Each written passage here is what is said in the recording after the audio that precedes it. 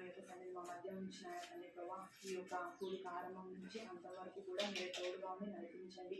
నిజమే ప్రభావ మీరు మాత్రమే మహిమపడుతూ రమ్మని పాటల ద్వారా వాక్యం ద్వారా మరి అక్క చెప్పే సాక్ష్యం విషయంలో కూడా మీరు తోడుగా ఉన్నాయండి. నిజమేనైనా వారి పక్షాన చేసిన కార్యములను బట్టి ఆయన మేమందరం కూడా సంతోషించి మిమ్మల్ని స్తుతించే వారంగా ప్రభావ మమ్మల్ని అందరినీ మీరు సిద్ధపరచండి. మరి నాయన సంక్షేమం కొరకు ప్రార్థించే వారంగా ప్రభావ నాయన మా యొక్క ప్రార్థన సమయంలో దీవించండి, ఆశీర్వదించండి. ఈ రీతిగా నాయన కూడికందరినీ కూడా ప్రభావ విజయవంతంగా మరి నాయన రానున్న దినాల్లో ప్రభావ ఈ యొక్క మీటింగ్ ద్వారా నాయన ఎన్నో మేలు ఉపకారములు మరి నాయన జీవితంలో మేము రుచి చూసే వారంగా ప్రభావ మమ్మల్ని సిద్ధపరుస్తున్నామని వేడుకుంటూ ఈ యొక్క నాయన సమయాన్ని అంతటినీ దీవించి ఆశీర్వదించి ఆశీర్వదకరంగా మనం దయచేస్తున్నామని వేడుకుంటూ ఏసరి పరిశుద్ధమైన నామములో స్తుతించి ప్రార్థించడం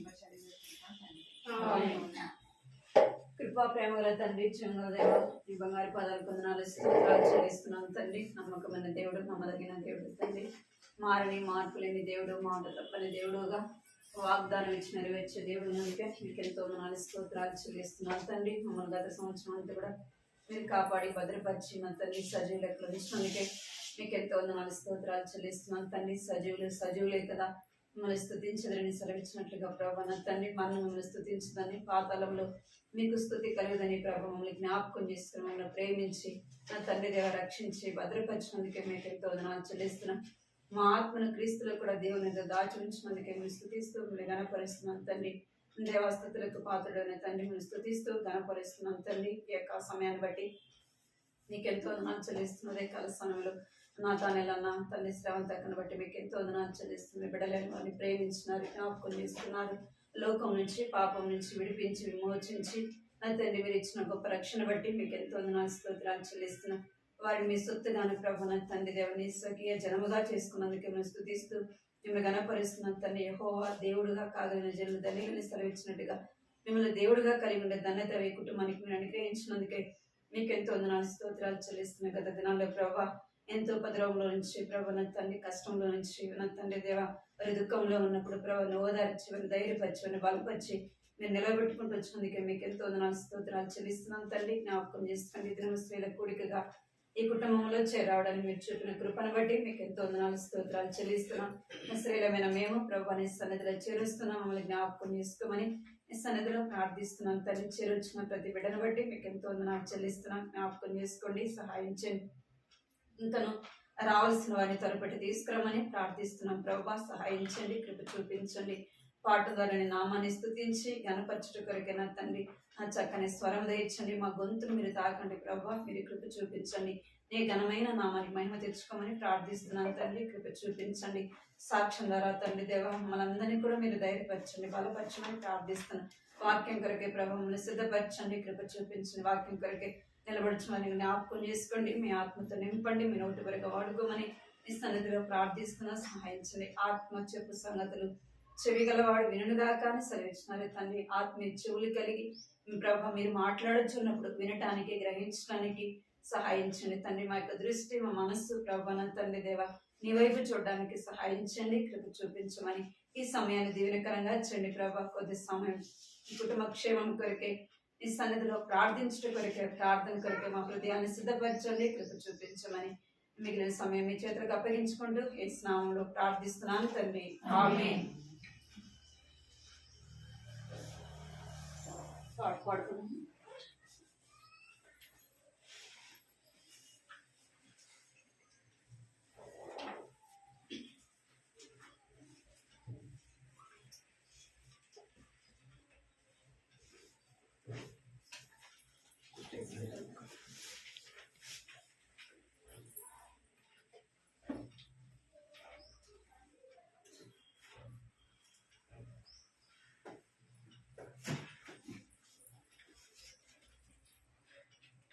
సాక్షానికి నిలబడవచ్చు.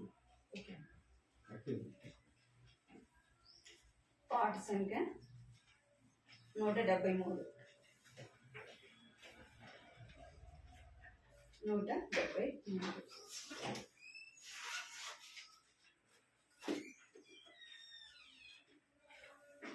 అన్ని పాటలు 173. స్తుతియో మహిమా ఘనతా నీకే యుగ యుగముల వరకు,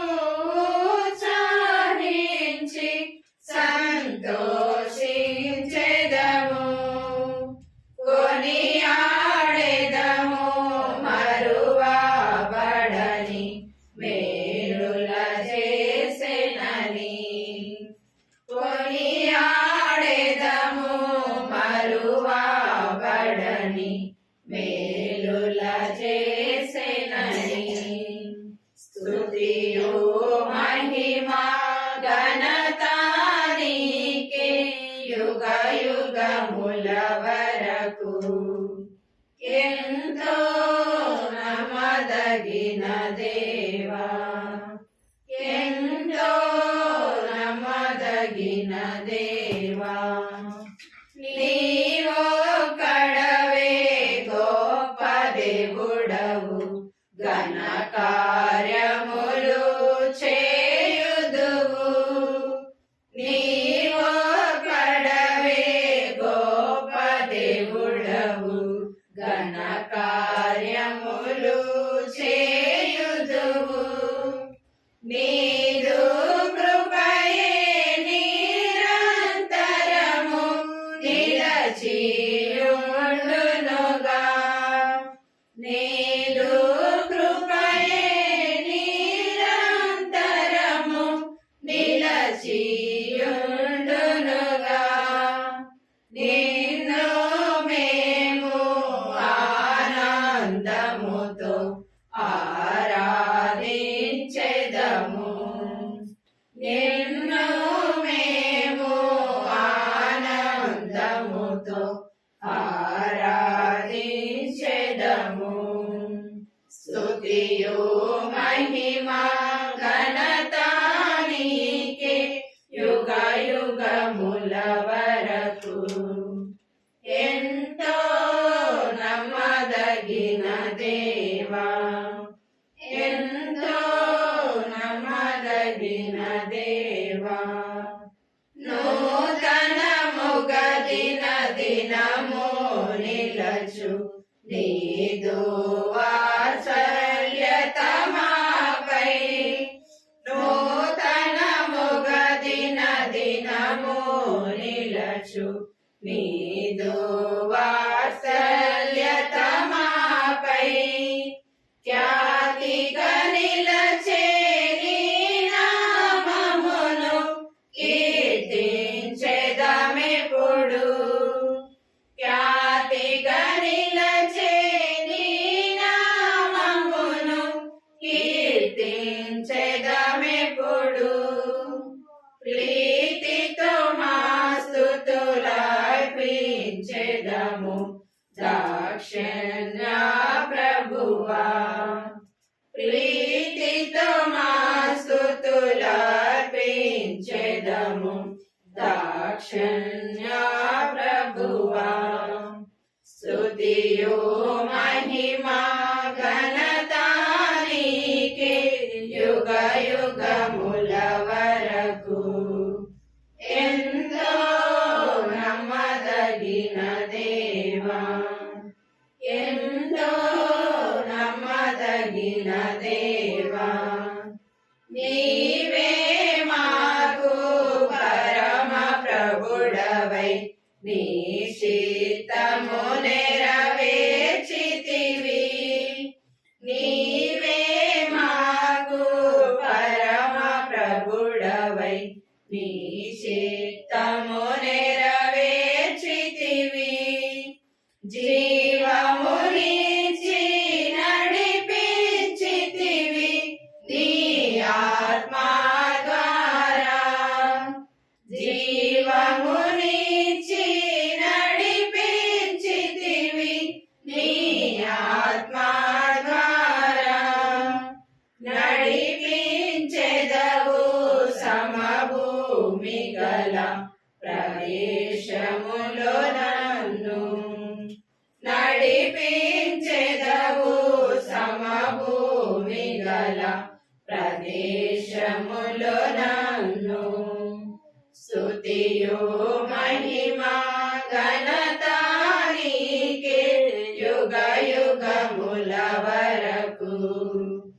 ఎంతో నమ్మదగిన దేవా, ఎంతో నమ్మదగిన దేవా, భరించితివి శ్రమలు నిందలు ఓర్చితివన్నీ మా కొరకు.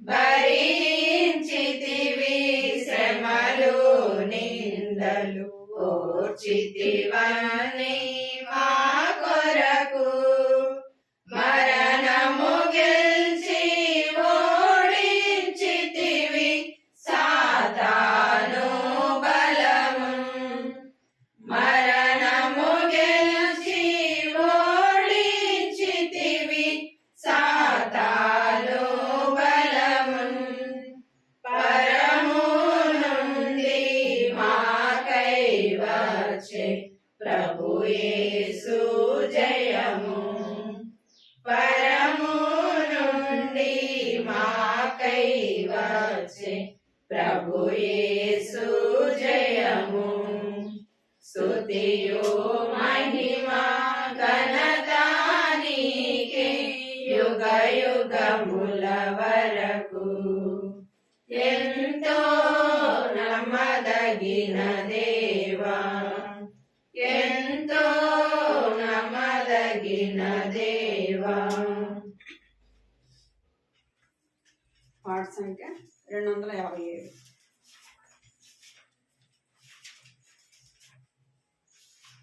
పాట సంఖ్య 257.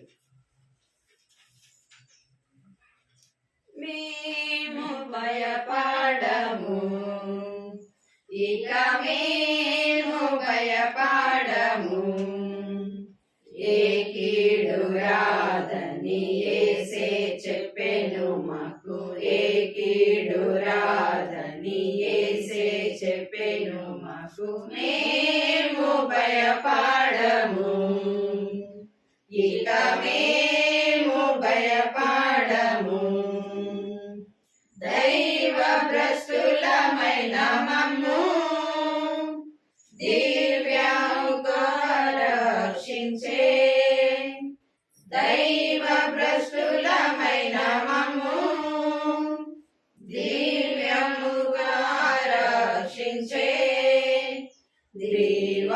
దివారాత్రులు దేవుడే కాయును మేము భయపడము ఇక మేము భయపడము ఏ కీడు రాదని యేసే చెప్పెను మాకు ఏ కీడు రాదని యేసే చెప్పెను మాకు మేము భయపడము ఇక మేము భయపడము శత్రుకోటి మమ్ము చుట్టన్ పాదాలము మృగజుడన్ శత్రుకోటి మమ్ము చుట్టన్ పాదాలము మృగజుడన్ నిత్యుడు యేసు నిత్యము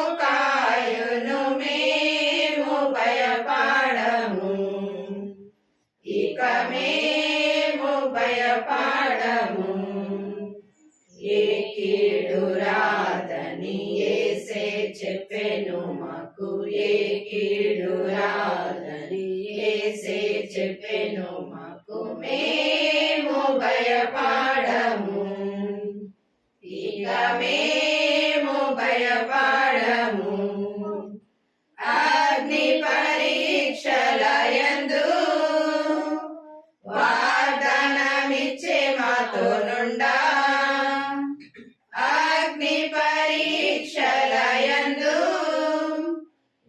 వాగ్దానమిచ్చే మాతో నుండా ఏ గడి అయినను విడువాక కాయును మేము భయపడము ఇక మేము భయపడము ఏ కీడు రాదని యేసే చెప్పెను మాకు ఏ కీడు రాదని యేసే చెప్పెను మాకు మేము భయపడము ఇక మేము భయపడము బలమైన ప్రభు హస్తములు వలయము వలె మమ్ము జుట్టి బలమైన ప్రభు హస్తములు వలయము వలె మమ్ము జుట్టి జుట్టి పలు విధములుగా కాపాడు మమ్ము మేము భయపడము ఇక మేము భయపడము ఏ కీడు రాదని యేసే చెప్పెను మాకు ఏ కీడు రాదని యేసే చెప్పెను మాకు మేము భయపడము ఇక మేము భయపడము కునుకడు మన దేవుడు ఎన్నడు నిద్రించడు కునుకడు మన దేవుడు ఎన్నడు నిద్రించడు కనుక పగమము కాపాడునేప్పుడు మేము భయపడము ఇక మేము భయపడము ఏ కీడు రాదని యేసే చెప్పెను మాకు ఏ కీడు రాదని యేసే చెప్పెను మాకు మేము భయపడము ఇక మేము భయపడము జీవిత కష్ట నష్టములు ఆవరించి దుఃఖపరచ జీవిత కష్ట నష్టములు ఆవరించి దుఃఖపరచ దేవుడు సంగిన ఈవుల నేర్చుచు మేము భయపడము ఇక మేము భయపడము ఏ కీడు రాదని యేసే చెప్పెను మాకు ఏ కీడు రాదని యేసే చెప్పెను మాకు మేము భయపడము ఇక మేము భయపడము ఇహమందు మన శ్రమలన్నీ మహిమకు మార్చెడు ప్రభున్ ఇహమందు మన శ్రమలన్నీ మహిమకు మార్చెడు ప్రభున్ మహిమా పరచి మ్రొక్కేదమిలలో మేము భయపడము ఇక మేము భయపడము ఏ కీడు రాదని యేసే చెప్పెను మాకు ఏ కీడు రాదని యేసే చెప్పెను మాకు మేము భయపడము ఇక మేము భయపడము సాక్షి ఉంటున్నాము ప్రార్థన చేస్తున్నాము ప్రార్థన చేస్తున్నాం సాక్షి ఉంటున్నాం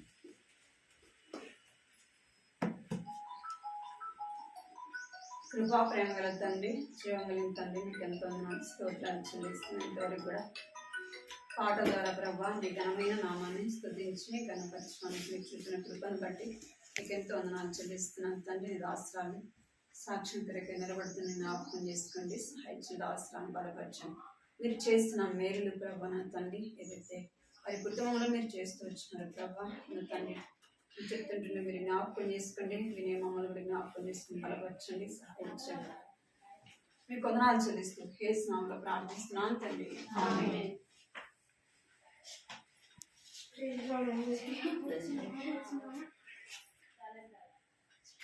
కొంచెం మళ్ళీ వేసుకో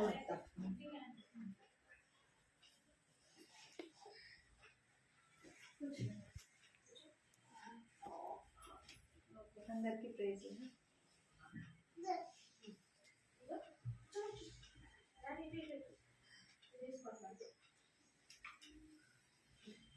ఒక పెద్ద శోధన నుండి మమ్మల్ని దేవుడు రప్పించింది.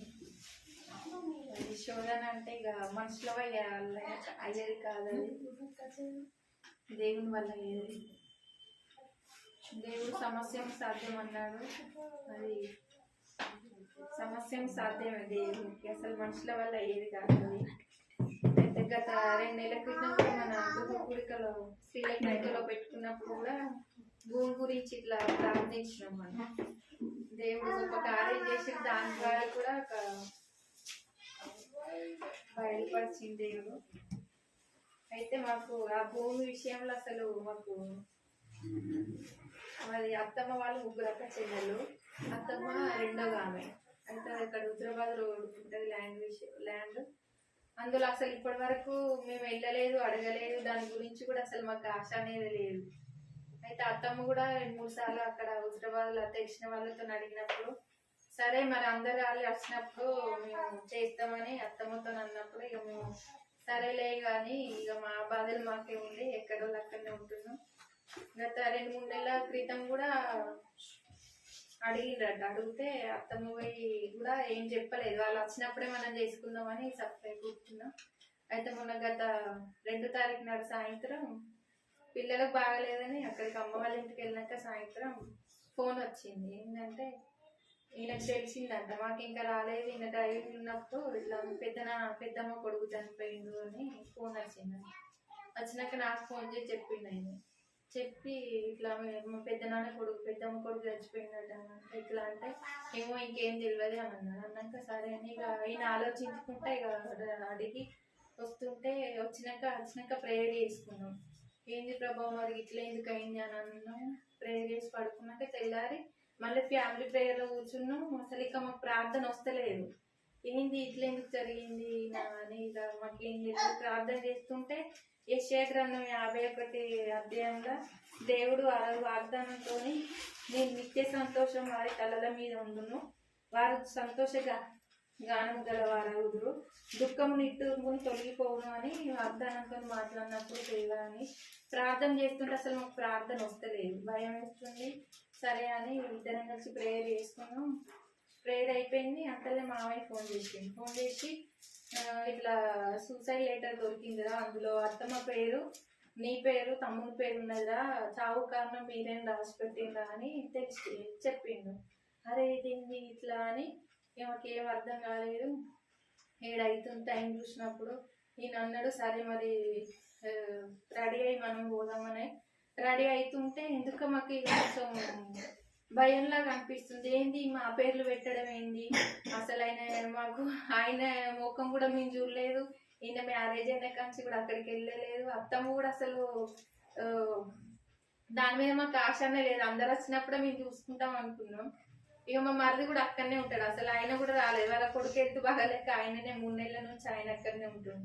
ఏంది ప్రభావ మరి ఇట్లా అని ఇక అనుకున్నప్పుడు మాకు ఒక తలంపు ఆలోచన వచ్చింది. దేవుడా మరి ఇదైతే ఇట్లా పెట్టిండు కదా, దానికైతే మాకు ఏం తెలియదు, ఇది పెద్ద శోధన ఉన్నదటనే తలంపు వచ్చినాక ప్రభు ఇది నీ వల్లనే అవుతుంది, మనుషులకు అసాధ్యం అంటూ ఉంటాయేమో, నీకు సమస్యము సాధ్యమే తండ్రి అని ఇక ప్రేయర్లో కూర్చొని ప్రేయర్ చేసినప్పుడు మాకు ప్రేయర్ వస్తలేదు.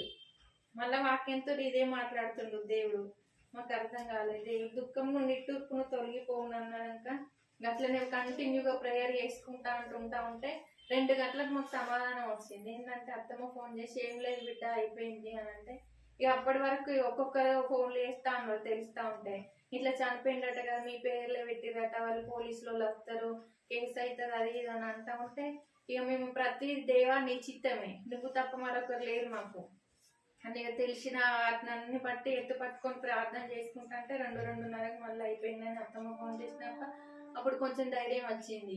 మాకేం ధైర్యం వచ్చిందంటే దేవుడు మళ్ళీ ఒక మధ్యాహ్నం 2-2:30కి 51 యెషయా 7వ వచనం ద్వారా నా బోధన హృదయం అందించుకున్న జనులారా ఆలకించుడి, మనుషులు పెట్టు నిందకు భయపడకుడి, వారి దూషణ మాటలకు దిగులు పడకుడి అని అన్నారు. అన్నాక మాకు ధైర్యం వచ్చింది. దేవా మరి నువ్వే ఉన్నావు ప్రభా, నీవు తప్ప మరొకరు లేవని మళ్ళీ అందరం కలిసి ప్రేయర్ వాక్యం కనబడినప్పుడు ప్రేయర్ చేసుకుంటా ఉంటే మళ్ళా ఇక ఈ వాక్యాన్ని బట్టే ఎత్తి పట్టి బలంగా ధైర్యంతో ప్రార్థన చేసుకుంటా ఉంటే మళ్ళీ సాయంత్రం మళ్ళీ ఏడ్చుకుంటా ప్రేయర్ చేసుకుంటా అక్కడికి ఇంకా ఫోన్లు ఏం వస్తలేవు. ఏం జరుగుతుందో మాకు ఏం అర్థం అవుతలేదు. అత్తమ్మ వాళ్ళు అక్కడ ఫోన్ చేస్తే ఎట్లుంటుంది బాగుండదు కదా అని మళ్ళీ సాయంత్రం 7-7:30కు మళ్ళీ ప్రేయర్లో కూర్చున్నప్పుడు నింద వేసిన వారికి వస్త్రములు కొరికివేయినట్లు చిమ్మట వారిని కొరికివేయును, బొద్దిక గొర్రెబొచ్చును కొరికివేయినట్లు వారిని కొరికివేయును. అయితే నా నీతి నిత్యము నిలుచును, నా రక్షణ తరతరములుండును అని యెహోవా బాహువా లెమ్ము లెమ్ము బలము తొడుక్కొమ్ము అని వాగ్దానంతో ఇవి మాట్లాడినప్పుడు మాకు ధైర్యం వచ్చింది. దేవా మేము చెయ్యని నేరానికి ఇట్లా మాకైతే తెలియదు, నువ్వే దిక్కని ప్రార్థన చేసుకున్నప్పుడు అన్నప్పుడు సేమ్ అట్లనే ఆయన కూడా 4-5 రోజులైందో మరి ఎన్ని రోజులైందో తెలియదు కానీ సేమ్ అట్లనే చనిపోయి సూసైడ్ చేసుకొని ఇట్లా మొత్తం పురుగులు తిన్నాయట అన్నీ మోహం సేమ్ ఇదే వాక్యం లెక్క. బట్ అట్లా అన్నాక దేవా ఇక మరి నువ్వే అనుకుని మళ్ళీ ఇక నైట్ అంతా ప్రేయర్లను ఉన్నాం. మళ్ళీ ఆ రోజు మొత్తం 51 అధ్యాయం ద్వారానే మాట్లాడింది దేవుడు. 11వ వచనం ద్వారా యెహోవా విమోచించిన వారు సంగీత నాదముతో సీయోనుకు తిరిగి వచ్చెదరు, నిత్య సంతోషము వారి తలల మీద ఉండును, వారు దుఃఖ సంతోష ఆనందం గలవారు, దుఃఖం నుండి నిట్టూర్పును తొలగిపోవును. నేనే మేము ఓదార్చివాడను, చనిపోవు నరునికి తృణమాత్రము నరునికి ఎందుకు భయపడదువు? బాధ పెట్టువాడు నాశనం చేయుటకు సిద్ధపడినప్పుడు వాని క్రోధం బట్టి నిత్యము భయపడుచు ఆకాశంలో వ్యాపింపజేసి భూమి పునాదులను వేసిన యెహోవాను నీ సృష్టికర్త అయిన యెహోవాను మర్చుదువా? బాధ పెట్టు వాని క్రోధం ఏమాయను అన్నప్పుడు మాకు ఇంకా ధైర్యం వచ్చేసింది. ప్రభువా మీరు మాతో ఉన్నారు, ఆనాడు కూడా నన్ను మధ్య పడుకల నుండి లేవనెత్తను, నా భర్తను కూడా రక్షించిన, మరి ఈ శోధన కూడా నువ్వే తప్పించు ప్రభువా అని ప్రార్థన చేసినప్పుడు మాకు ఈ వాక్యాలు చదువుతుంటే చాలా ధైర్యం వచ్చింది. ప్రతి ఈ అధ్యాయంతోనే ఆ రోజు మొత్తం దేవుడు మాట్లాడి మళ్ళా తెల్లవారి లేచినాక ద్వితీయోపదేశకాండం 2వ రోజు 31వ అధ్యాయంలో 5-6 వచనాల ద్వారా వాగ్దానం. నిబ్బరము కలిగి ధైర్యంగా ఉండుడి, భయపడకుడి, వారిని చూసి దిగులు పడకుడి అన్నాక అబ్బా ప్రభువా నాకు ఇంకా నైట్ ద్వితీయోపదేశకాండం 31వ అధ్యాయం 5-6 వచనాలు. నిబ్బరము కలిగి ధైర్యంగా ఉండుడి, భయపడకుడి, వారిని చూచి దిగులు పడకుడి. దేవా ప్రభువా నువ్వే మరి అని ప్రార్థన చేసినప్పుడు ఇంకా ధైర్యం వచ్చింది. ఆ రోజు మళ్ళా అదే సేమ్ ఆ వాగ్దానం మొత్తం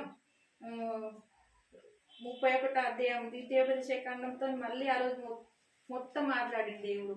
ఇక కొంచెం కొంచెం సమాధానం వస్తుంది, ధైర్యం వస్తుంది. తెల్లారి 3వ నాడు కూడా 4 రోజులు ఉన్నాం ప్రేయర్లనే గడిపిన మొత్తం. దేవుడు ఆ కార్యం గొప్ప కార్యం చేసిండు. ఇర్మియా గ్రంథంతో కూడా 8వ వచనం ద్వారా ఆ రోజు 33-6 వచనం ద్వారా కూడా 9-11 అదే మళ్ళీ ఇర్మియా 33 ద్వారా కూడా దేవుడు మాట్లాడింది. 6వ వచనం ఇర్మియా 33-6 వచనం 3వ రోజు కూడా నేను దానికి ఆరోగ్యమును స్వస్థతను మరలా రప్పించుచున్నాను, వారిని స్వస్థపరచుచున్నాను, వారికి సత్య సమాధానం సమృద్ధిగా బయలుపరచెను. తండ్రి ప్రభా అని వారికి సత్య సమాధానం సమృద్ధిగా బయలుపరచదని అన్నప్పుడు మాకు ఇంకా ధైర్యం వచ్చింది.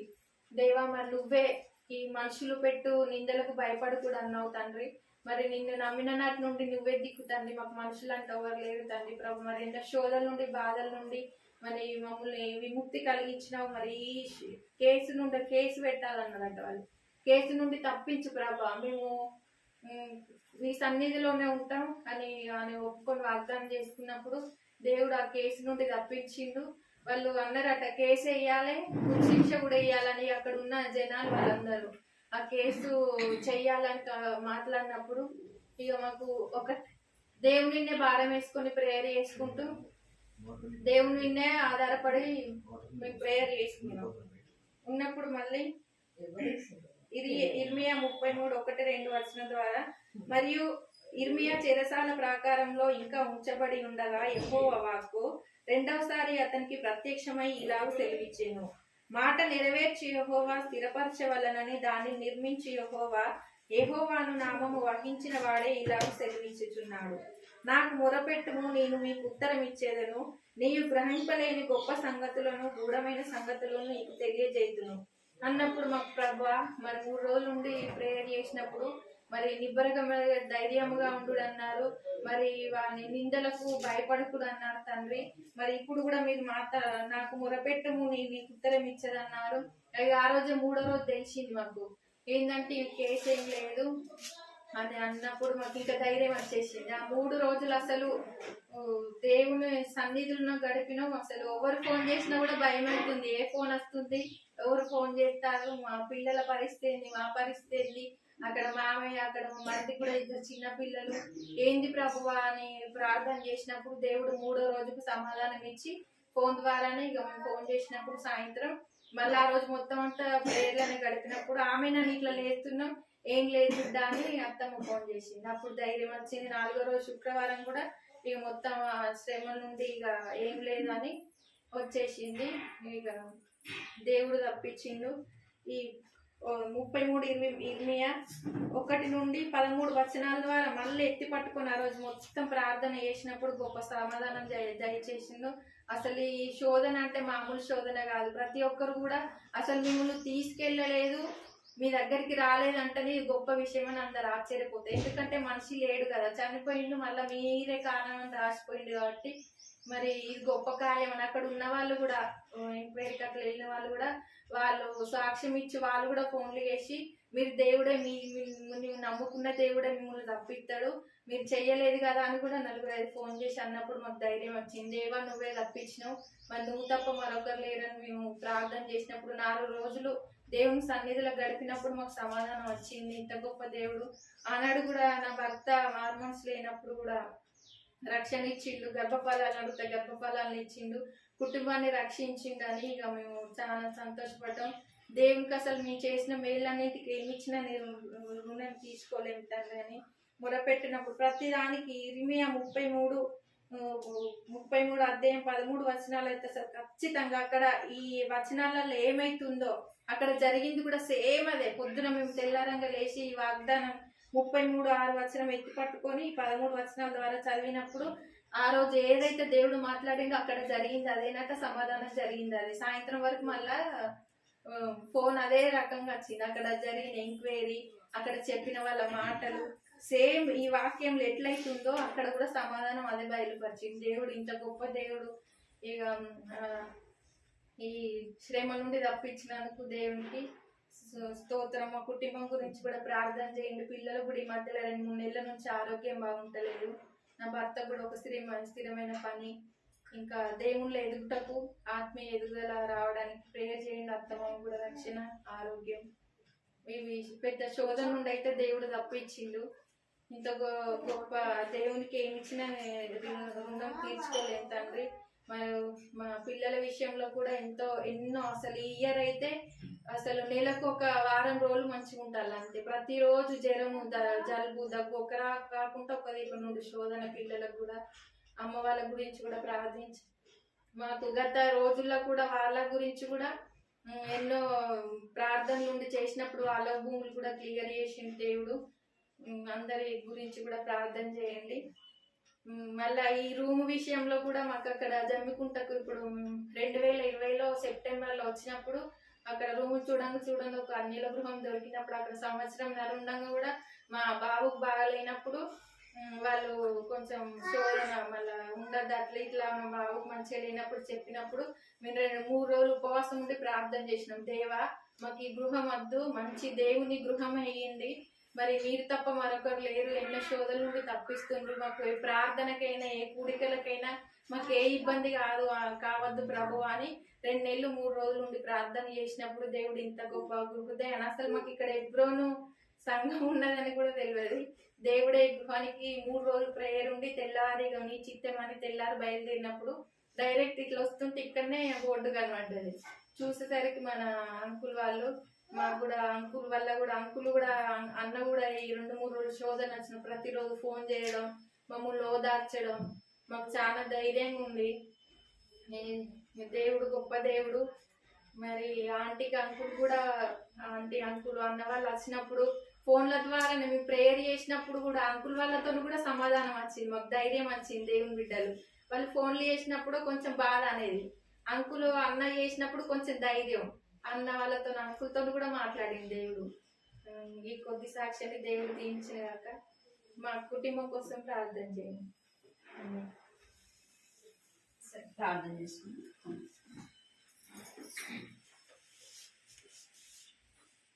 కృపా ప్రేమగల తండ్రి జీవన దేవ నీ బంగారు పదాలకు వందనాలు స్తోత్రాలు చెల్లిస్తున్నాను తండ్రి. ఇంతవరకు కూడా ప్రభా మీరు ఆశ్రయాన్ని నా తండ్రి నిలబెట్టుకుని సాక్ష్యం ద్వారా మీరు మాట్లాడుతూ వచ్చినారు. మీకు ఎంతో వందనాలు చెల్లిస్తున్నాను తండ్రి. గత దినాల్లో ప్రభా ఈ యొక్క నూతన సంవత్సరంలో నా తండ్రి దేవనైనా ఒక మాసంలో ప్రభా నా తండ్రి మమ్మల్ని జ్ఞాపకం చేసుకుంటూ వచ్చినందుకే మీకు వందనాలు చెల్లిస్తున్నాం. కుటుంబంలో ప్రభా ఎన్నో ఉపద్రవాలు ప్రభా నా తండ్రి దేవా ఎంతో భయంకరమైన పరిస్థితులు గుండా ప్రభావం బిడ్డలైన వారు వెళ్తున్నప్పుడు వారిని తండ్రి దేవా మీరు భయపడకుండా సెలవిచ్చినారు తండ్రి దేవా, దిగులు పడిపోయిన సెలవిచ్చినారు తండ్రి. మీ బిడ్డలైన వారిని ప్రభావాన్ని వాక్యం ద్వారా వారిని ధైర్యపరుస్తూ వచ్చినారు, బలపరుస్తూ వచ్చినారు తండ్రి దేవా. ప్రభాని వాక్యం బ్రతికించినని సెలవించినట్లుగా ప్రభా బాధలు నెమ్మది కలిగించినని తండ్రి దేవా కీర్తన రాయబడినట్లుగా మన తండ్రిని వాక్యం చేత వారిని ధైర్యపరుస్తూ వచ్చినారు, బలపరుస్తూ వచ్చినారు. మన తండ్రి దేవాన్ని వాక్యం ద్వారానే సమాధానం ఇస్తూ వచ్చినారు తండ్రి దేవా. మీకు ఎంతో వందనాలు చెల్లిస్తున్నాను తండ్రి దేవా. నన్న పరిస్థితులు ప్రతికూలంగా ఉన్నప్పుడు ప్రభు నా తండ్రి సత్య సమాధానం మీరు అనుగ్రహిస్తూ వచ్చినందుకే మీకు ఎంతో వందనాలు చెల్లిస్తున్నాను తండ్రి. మీ బిడ్డలు మీరు చేసిన గొప్ప మేలును బట్టి మీకు ఎంతో వందనాలు చెల్లిస్తున్నాను తల్లి. అయినా మరుచును కానీ నేను మరువనని సెలవిచ్చినట్టుగా ప్రభు మీ బిడ్డలు మీరు చేసిన గొప్ప మేలును బట్టి నా తండ్రి దేవుని స్తుతిస్తూ ఘనపరుస్తున్నాను తండ్రి. కుటుంబాన్ని జ్ఞాపకం చేసుకోండి, ధైర్యపరచండి, బలపరచండి. ముందున్న దినాల్లో ప్రభు నమ్మకంగా మిమ్మల్ని సేవించేవారుగా ప్రభావ నమ్మకంగా మీ కొరకు జీవించేవారిగా సిద్ధపరచండి. కుటుంబంలో ఉన్న సమస్యలు ఇంకనో ప్రభావ మిగిలిన సమస్యలు జ్ఞాపకం చేసుకోండి. అన్నింటిలో కూడా మీ కృప చూపించి నడిపించమని దాన్ని దేవ ప్రార్థన ఆలకించి మీరు చేసిన మేలంతటిని బట్టి మీకు హృదయమార మీకు కృతజ్ఞతాస్తుతి చెల్లించుకుంటూ యేసుక్రీస్తు నామములో స్తుతించి ప్రార్థించి అడిగి వేడుకున్నాను తండ్రి. వాక్యం విన్నాము.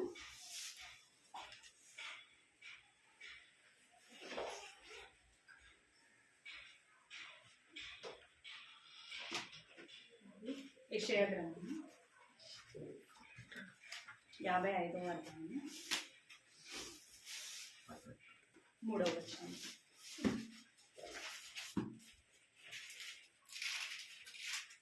యెషయా 55 3వ అధ్యాయము అందరం కలిసి చదువుకున్నాము.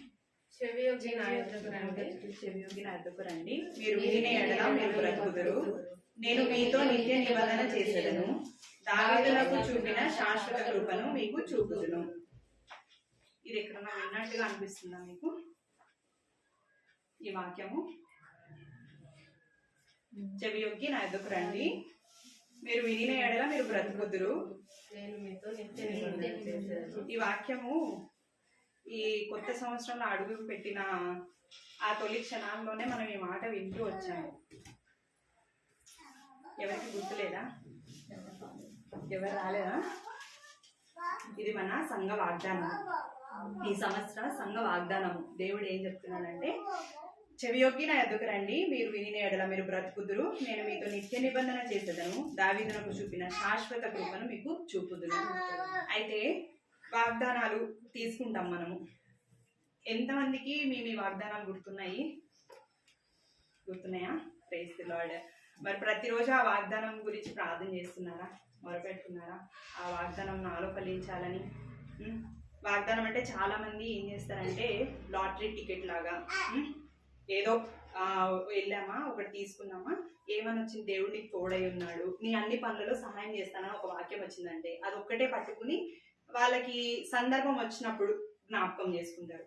ప్రభువా మరి నేను ఫలానా పని చేస్తున్నాను, నువ్వు నాకు పని సఫలం చేస్తాను, తోడై ఉంటా అన్నావు, చెయ్యండి అని చెప్పి మిగిలిన జీవితం అంతా ఇష్టానుసారంగా జీవించి వాళ్ళు చేసేటప్పుడు మాత్రం ఈ వాగ్దానాన్ని ఊరికే నామకార్థంగా జ్ఞాపకం చేసుకుంటూ ఉంటారు.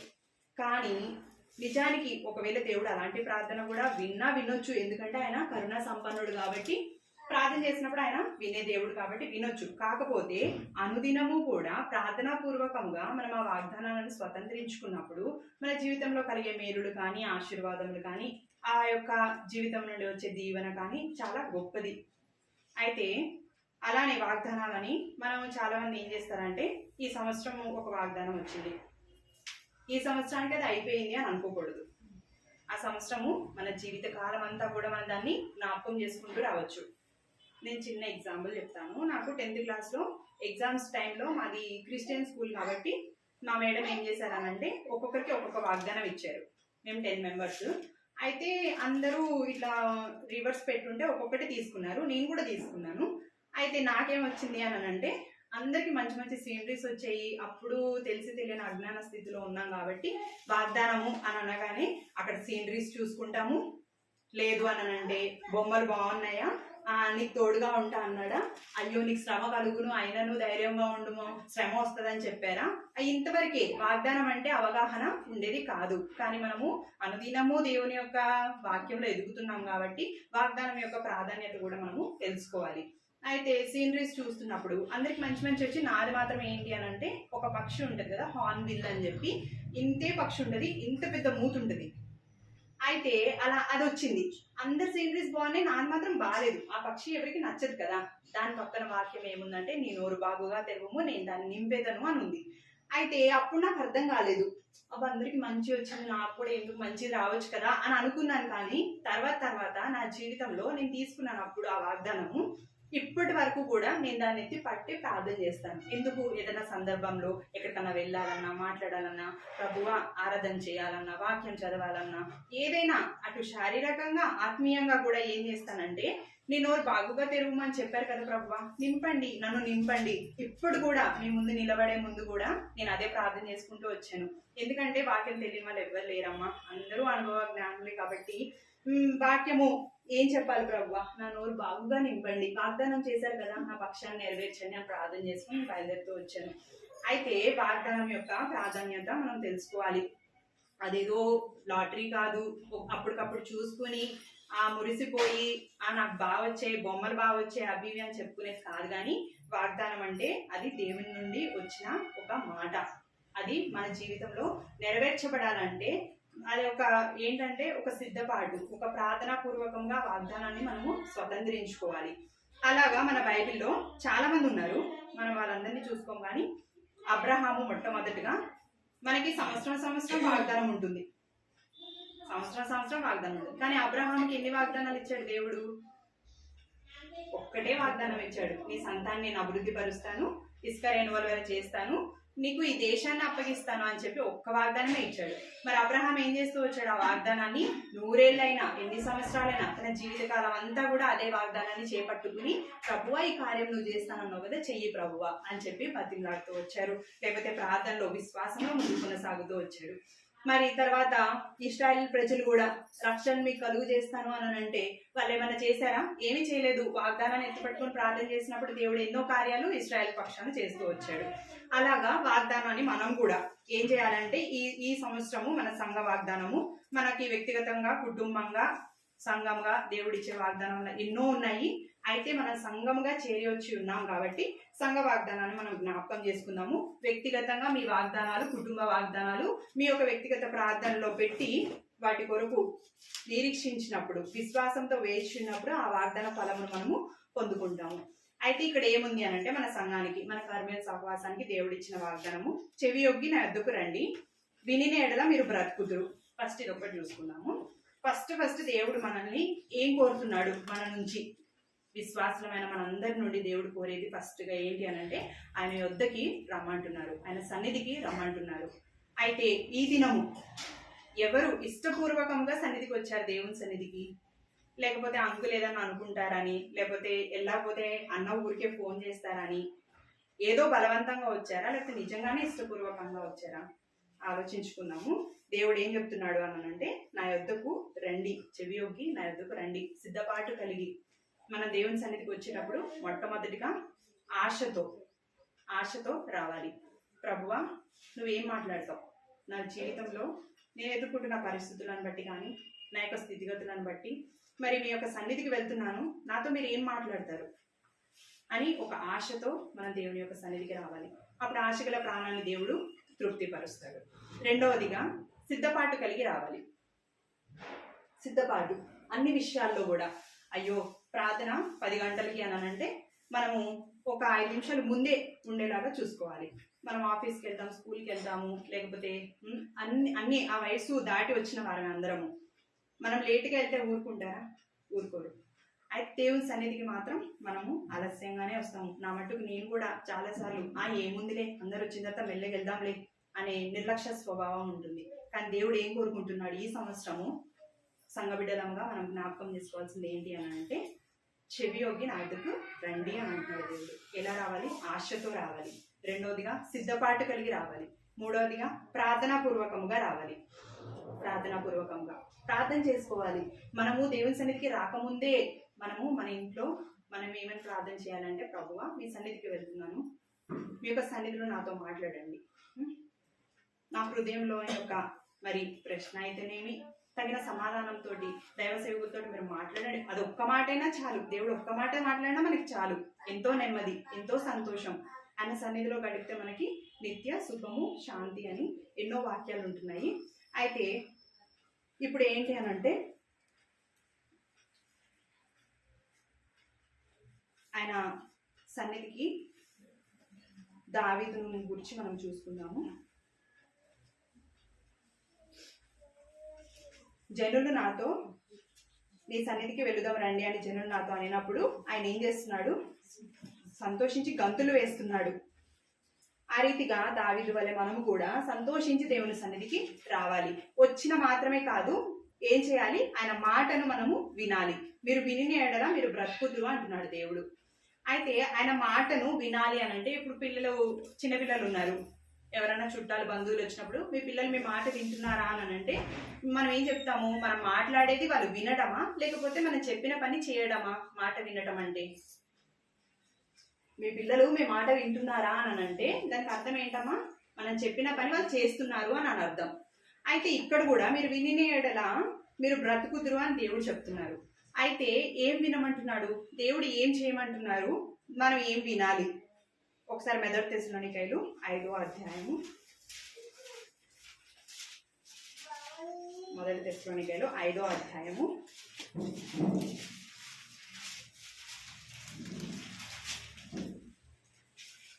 16-18 కలుస్తున్నాయమ్మా, కలిసి చదువుకుందాం.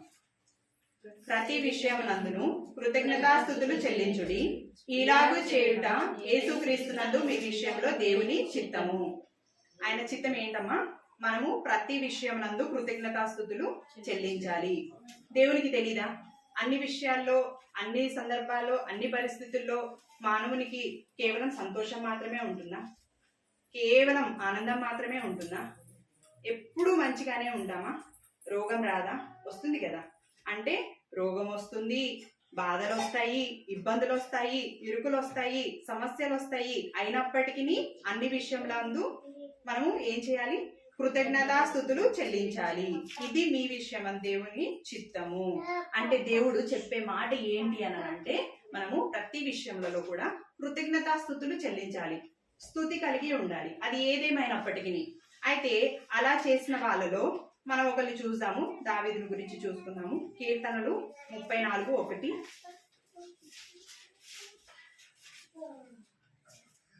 దావీదు ఏం చెప్తున్నాడు? నేను ఎల్లప్పుడూ యెహోవాను సన్నతించెదను, నేను ఎల్లప్పుడూ యెహోవాను సన్నతించెదను, నిత్యము ఆయన కీర్తి నా నోట నుండును, నిత్యము ఆయన కీర్తి నా నోట నుండును.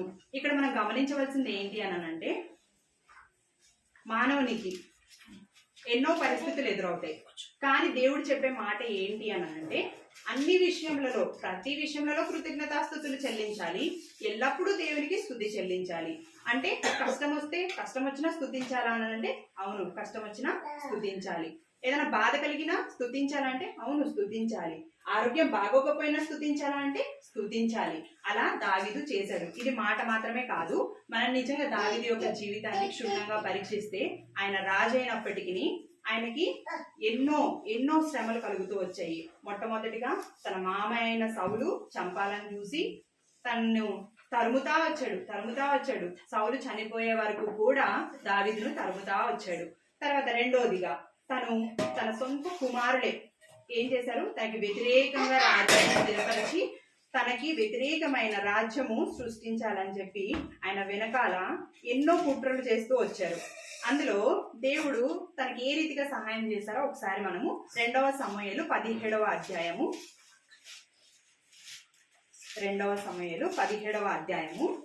10వ వచనం చదవండి ఎవరన్నా. నీ తండ్రి బలాఢ్యుడనియు అతని పక్షపు వారు ధైర్యవంతులనియు ఇశ్రాయేలులందరూ దిగుదురు గనుక సింహము గుండె వంటి గుండె గలవాడు సైతము దిగులొందెదరు. ఇది ఎవరు చెప్తున్నారు అని అంటే, దావీదు యొక్క మంత్రి. దావీదు యొక్క మంత్రి సాక్ష్యం ఇస్తున్నాడు ఏమని దావీదు గురించి. అయితే దావీదుకు తెలీదు తన కుమారుడు వెనకాల తనకి వ్యతిరేకంగా రాజ్యము సిద్ధపరుస్తున్నాడు అని చెప్పి దావీదుకి తెలీదు. అయినప్పటికీ అయితే దేవుడు తన పక్షాన కార్యం చేస్తూ వచ్చారు.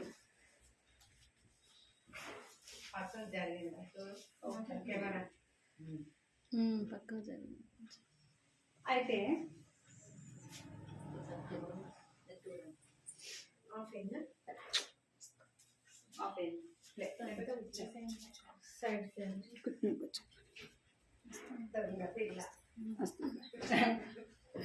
కన్ని సర్జరీ పెడుతుంది, ఏం చేయమంటారు మరి? అందుకే ఎగ్ పండుగ లోపల వేస్తాం కదా. ఇంకా గురువు పిల్లలు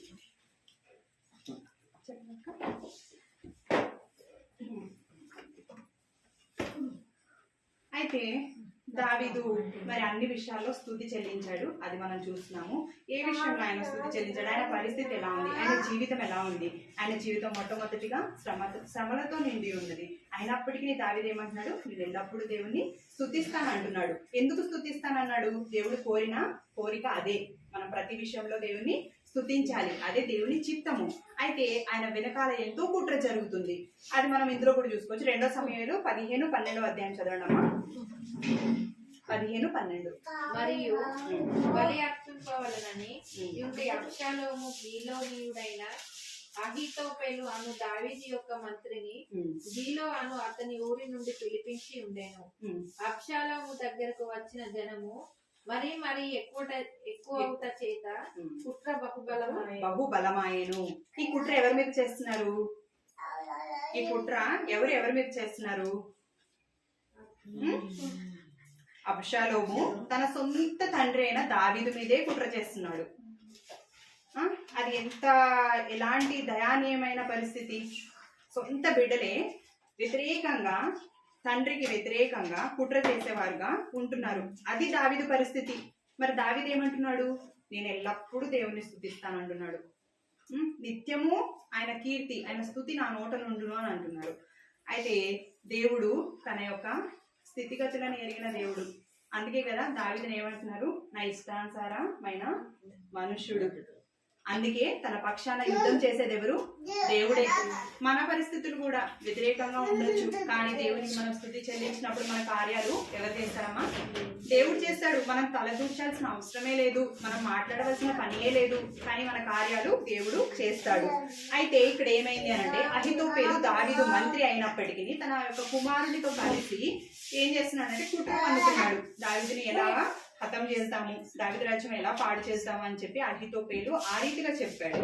అయితే దేవుడు ఎంతో గొప్ప కార్యం చేశాడు. ఇందులో దావీదు ఇన్వాల్వ్ అయ్యింది లేదు, అంటే జోక్యం చేసుకున్నది లేదు, మాట్లాడింది లేదు, ఏమీ లేదు. అయినప్పటికీ ఆ యొక్క సమస్యను దేవుడు ఏ రీతిగా తీర్చాడంటే 2 సమూయేలు 17వ అధ్యాయము 23వ వచనం.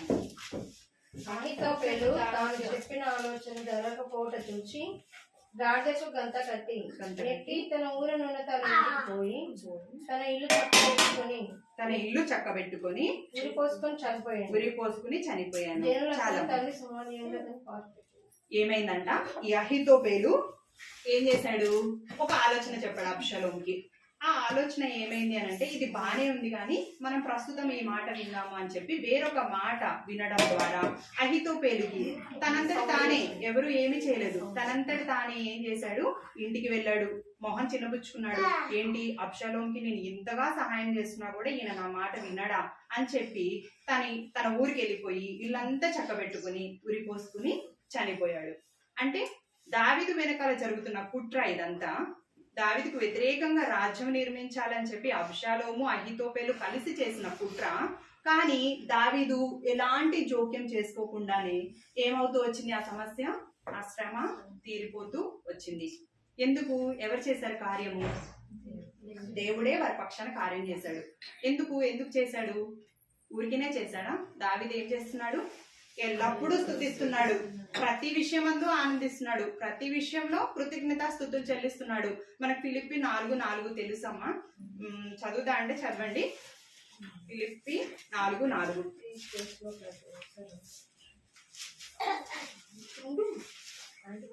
ఎల్లప్పుడూ ప్రభువునందు ఆనందించుడి, మరలా చెప్పుదును ఆనందించుడి.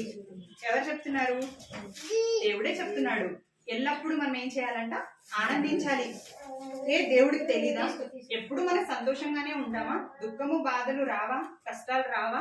మరి ఎందుకు ఆనందించమంటున్నాడు దేవుడు? ఒక్కసారి చెప్పట్లేదు, మరలా చెప్పుదును ఆనందించుడి అంటున్నాడు దేవుడు. ఇప్పుడు చిన్నపిల్లలు మనం ఒక మాట చెప్తాము, వాళ్ళు చేయలేదు అనుకోండి, సర్లే ఏదో పనిలో ఒకసారి చెప్పాను మర్చిపోయి ఉంటాడులే అని సర్దుకుంటాం. అదే మనం 2-3 సార్లు రెట్టించి ఆ పని చేయరా అన్నా కూడా చేయలేదంటే మనకి కోపం వస్తుంది. రాదా? కోపం వస్తుంది. ఎందుకు? మనము దాన్ని నొక్కి పెట్టి చెప్పినా కూడా వాడు మన మాట వినట్లేదని కోపం వస్తుంది. మరి దేవుడు కూడా అలానే చెప్తున్నాడు ఇక్కడ, ఎల్లప్పుడూ ప్రభువునందు ఆనందించుడి, మరలా చెప్పుదును ఆనందించుడి. మరి మీరు ఎందుకు దుఃఖపడుతున్నారు? దుఃఖం అనేది, లేకపోతే నిట్టూర్పు అనేది, నిరుత్సాహం అనేది ఎవరు తీసుకొస్తారు? కృంగుదల ఎవరు తీసుకొస్తారు? సాతానుడు తీసుకొస్తాడు. శ్రమ దినాన నువ్వు కృంగిన ఎడల చేతకాని వాడవగుదువు అని దేవుడు చెప్తున్నాడు. అందుకే శ్రమ దినాన్న మనము విశ్వాసమైన మనకి ఆ ఒక గొప్ప భాగ్యం ఏంటి అని అంటే, ప్రతి విషయంలో ఆనందించుటయే మన భాగ్యము. ప్రతి విషయంలో దేవునికి కృతజ్ఞతాస్తుతులు చెల్లించుటయే మన భాగ్యము. అది ఎంతో గొప్పది. అది అందరూ చేయలేరు, ఎవ్వరూ చేయలేరు. మనము మన చుట్టుపక్కల మన చుట్టాలను కానీ, లేకపోతే మన బంధువులలో కానీ, ఇంకా ఎంతో మంది అవిశ్వాసులు ఉన్నారు. వాళ్ళందరూ శ్రమ కలిగినప్పుడు ఏ తీరుగా ఉంటారో, విశ్వాసులకు శ్రమ కలిగినప్పుడు ఏ తీరుగా ఉంటారో చాలా వ్యత్యాసము ఉంటుంది. అది కేవలం మనకి ఎవరి ద్వారా కలుగుతుంది? దేవుని ద్వారా. ఈ యొక్క దైవ వాక్యంలో ఉన్న ప్రత్యక్షత మనం కనుగొనినప్పుడు మనం ఈ రీతి జీవితమును జీవించగలుగుతాము. మొట్టమొదటిగా దేవుని సన్నిధికి రావాలి. ఎలా రావాలి? ఆశతో, సిద్ధపాటుతో, ప్రార్థన పూర్వకముగా. పోనీ గత సంవత్సరంలో కానీ ఇప్పటి వరకు మనం జీవించిన సంవత్సరంలో ఏ రీతిగా జరిగిపోయినప్పటికీ దేవుడు మరి ఒక అవకాశాన్ని, తరుణాన్ని మనకి ఇచ్చాడు.